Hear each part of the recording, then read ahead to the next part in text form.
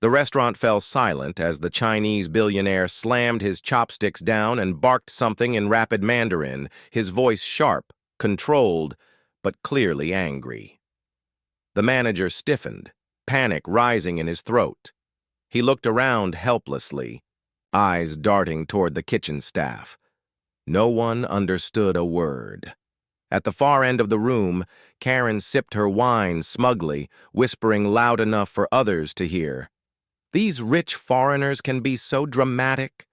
But before the manager could respond, the maid, Angela, stepped forward, straightened her apron, and said clearly, confidently, in flawless Mandarin, "Would you like me to translate?" Angela had worked at La Belle Maison for nearly 3 years, a luxury restaurant tucked inside one of the most exclusive HOA communities in the state. To the wealthy patrons, she was invisible, a ghost in a black apron. She mopped up spilled champagne, refilled wine glasses, and always kept her head down. Not because she lacked confidence, but because she knew how people like Karen looked at women like her, black, working class, and silent. Most days she said nothing, but she heard everything. The restaurant catered to elite homeowners, plastic, surgeons, real estate tycoons, and HOA presidents who thought their title made them royalty. Karen was one of them. She came in often, loud and commanding, treating staff like furniture. Angela never flinched. She had learned long ago that silence could be power. But today, something was different. The arrival of a Mandarin-speaking billionaire, dressed in simple clothes but wearing a watch worth more than Karen's Lexus, had shifted the energy. Karen didn't recognize wealth unless it was white and loud. And when the man's tone turned sharp and foreign, everyone panicked. Angela stood in the background, watching, waiting, because sometimes the person you ignore the most knows exactly when to speak. Karen strutted into the restaurant like she owned the building because in her mind she practically did. Vice president of the HOA, self-declared community standard bearer, and a serial Yelp reviewer, Karen was the type who wore designer knockoffs but demanded real caviar. She spotted the billionaire sitting quietly at his table, dressed in an understated gray suit, no flashy jewelry, no entourage, just wealth cloaked in silence. She scoffed. "Another tourist who doesn't know the dress code," she muttered loud enough for the nearby tables to hear. As the billionaire spoke in Mandarin to the manager, Karen rolled her eyes and leaned in toward a fellow HOA wife. "These people think speaking gibberish makes them important," she whispered. "Probably some scammer trying to impress." When Angela passed by carrying a tray, Karen snapped her fingers. "Hey, you missed a spot, and tell your friend over there to speak English. This is America." Angela didn't flinch, just kept walking. She'd heard worse. Karen smirked, confident in her power, unaware that the man she was mocking had enough money to buy her entire neighborhood, and that the woman she'd just insulted was about to destroy her with a single sentence. The manager, a slim man named Robert with more anxiety than authority, began to sweat under pressure. He couldn't understand a word the billionaire was saying, and Karen wasn't helping. "Just tell him we don't do walk-ins," she whispered sharply, eyes gleaming with faux concern. "These people always expect special treatment." Robert hesitated, unsure if he should even approach the man again. The billionaire remained composed, speaking calmly in Mandarin, pointing toward the wine list and then to the server, clearly trying to communicate something simple. But Karen leaned in again, adding, "He probably snuck in. No reservation. Don't let him intimidate you." The nearby servers exchanged glances. Everyone could feel the tension, but no one spoke. Angela stood by the back wall, tray in hand, face unreadable. Karen chuckled and added one last jab. "He's probably some overseas investor laundering money. They act rich, but never tip." Robert nodded nervously and took a step forward, preparing to ask the man to leave. But before he could open his mouth, the billionaire's voice dropped into a firmer, sharper tone. He was no longer just speaking. He was commanding. Everyone froze. The room held its breath. That's when Angela quietly set down her tray and took a step forward. Robert's throat tightened as the billionaire leaned forward, his voice dropping into sharp, deliberate Mandarin that sliced through the quiet like a blade. The tone had changed, no longer casual or polite. This was something else, a demand, a warning. But to Robert it was incomprehensible. He blinked, looked helplessly toward the hostess, then back at Karen, who was now smirking with open condescension. "See?" she said, swirling her wine. "This is what happens when you let just anyone in, probably threatening to sue or some nonsense. Tell him to leave before it gets messy." Robert nodded, face pale, panic creeping up his neck. He stepped forward, hands trembling, trying to form some excuse to diffuse the situation. But how to... "You respond to a storm you don't understand?" The billionaire's eyes narrowed. His fingers tapped the table. Slow, rhythmic, controlled rage. The room was silent, all ears on the foreign words no one could translate. The servers froze. Karen laughed under her breath. "Someone call security," she muttered.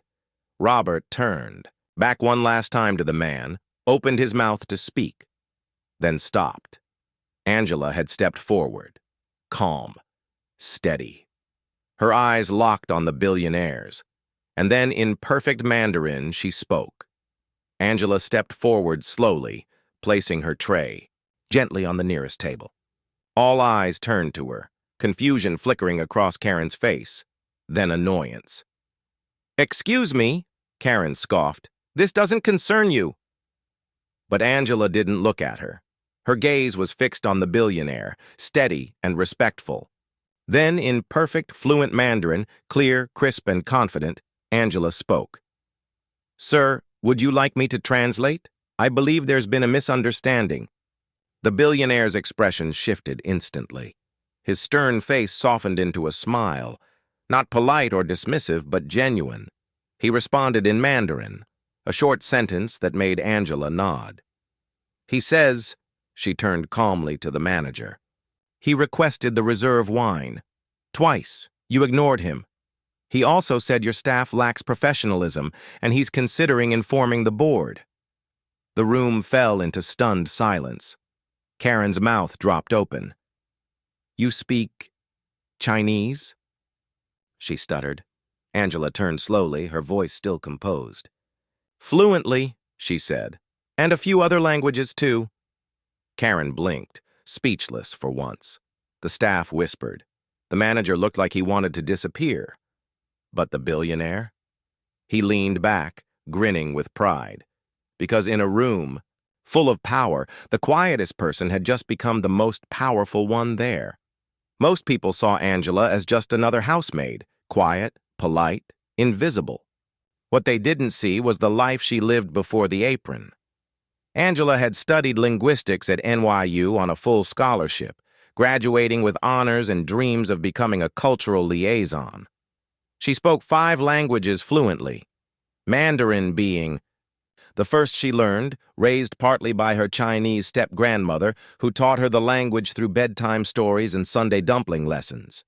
For a while, Angela worked as a freelance interpreter for international business clients, even assisting at high-level real estate negotiations. But when her mother was diagnosed with late-stage cancer, Angela left everything to care for her, full-time. Medical bills piled up. Her savings vanished. After her mother passed, she found herself with degrees and experience, but no job, no connections, and no time to grieve. The only work available in the upscale HOA community was cleaning. Homes and waiting tables for the very people she used to negotiate contracts for. So she kept her head down. She stayed silent. Not because she wasn't capable, but because she knew the world rarely valued intelligence unless it came in the right package. But now, the silence was over, and every word carried weight. The billionaire stood up slowly, buttoned his jacket, and turned toward Angela with a respectful nod. Then, switching to English for all to hear, he said, You shouldn't be working here." The room went quiet. Karen blinked in confusion, trying to reassert control. "Wait! She interrupted and caused a scene. Are you really listening to her?" The billionaire didn't even glance her way. "She didn't cause a scene," he replied calmly. "She solved one." Then he reached into his coat, pulled out a sleek business card, and handed it to Angela. "My company is opening a cultural division. We need someone exactly like you." Angela took the card, hands steady, eyes wide. Karen scoffed, desperate. "You can't just offer her a job. She cleans floors." The billionaire finally turned to her. "And yet, she speaks 5 languages. What do you do besides complain?" Gasps rippled through the room. A server bit back a grin. The hostess covered a smile. Karen's cheeks flushed bright red. She stood, clutching her purse like a lifeline, and stormed out in silence. For once, no one stopped her. The staff exchanged glances, and then, slowly, someone clapped. A ripple of quiet applause followed. Angela just stood there, dignity intact, finally seen. Angela didn't chase applause. She didn't need it. For years, she had lived in a world where people saw her apron but never asked about her past, where quiet strength and quiet intelligence were mistaken for weakness. But in that moment, everything changed, not because she sought recognition, but because the truth finally broke through the surface. Her story is a reminder that brilliance doesn't always wear a suit, and kindness doesn't need a microphone. We live in a world that judges quickly, by skin color, by job title, by accent, by status. But respect isn't something you inherit with wealth. It's something you earn with grace, with courage, and with integrity. Karen had power, but no depth. Angela had humility, but a mountain of strength behind it. And when the time came, it wasn't the loudest person in the room who made the biggest impact. It was the one everyone overlooked. This isn't just a story about a maid, a manager, and a millionaire. It's a story about all of us. Because the next time you're tempted to judge someone based on what they look like or where they work, remember, the most powerful person in the room might be the one you never noticed.